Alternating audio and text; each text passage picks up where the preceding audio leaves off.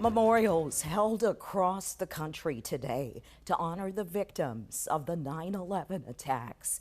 19 men hijacked 4 U.S. commercial planes, killing almost 3,000 people in New York, Washington, D.C., and near Shanksville, Pennsylvania. This all happened 24 years ago today, but for many, the memories are still fresh. Mariah Davis takes us through some of the remembrances in Eastern Carolina. Well, Val, it's been a very busy morning around Eastern Carolina. Several 9/11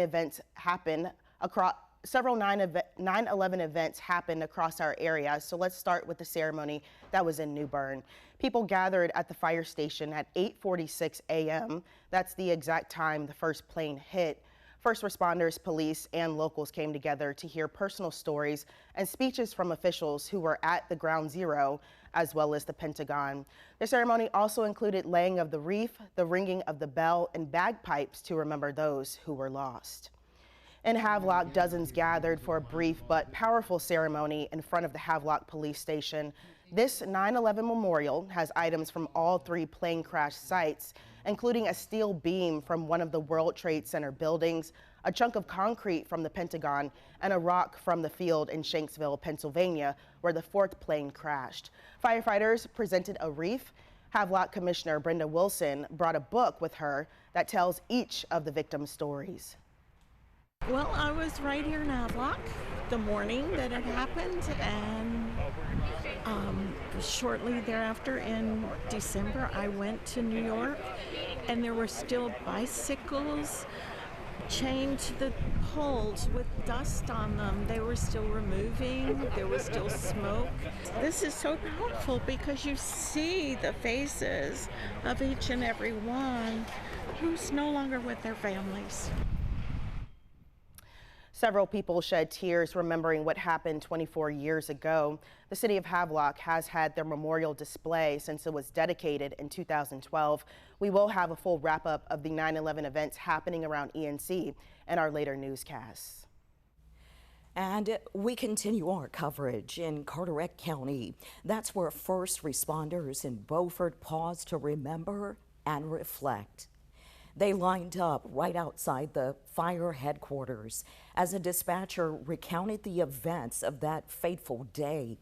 For these firefighters, EMS workers, and law enforcement officers, this day is personal.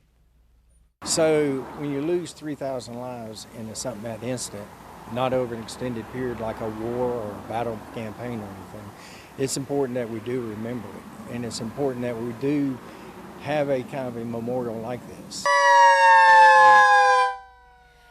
The brief ceremony ended with a siren salute. Now to Onslow County, where a memorial service was held at Lejeune Memorial Gardens.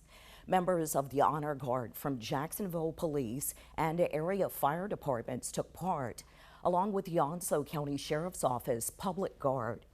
Some Camp Lejeune representatives were also at the service, along with a firefighter who responded to the attacks in New York. When you're here, and I see everybody else, they haven't been there, but they have respect and they are honoring the people that had been there, that touches anyone's heart. Dennis Keating served in the Bronx with the Briggs Avenue Fire Department. He rushed to the Twin Towers during the attacks. Today, he wore his gear to the Jacksonville Memorial. And later tonight, we'll bring you his full story and reflections on that day.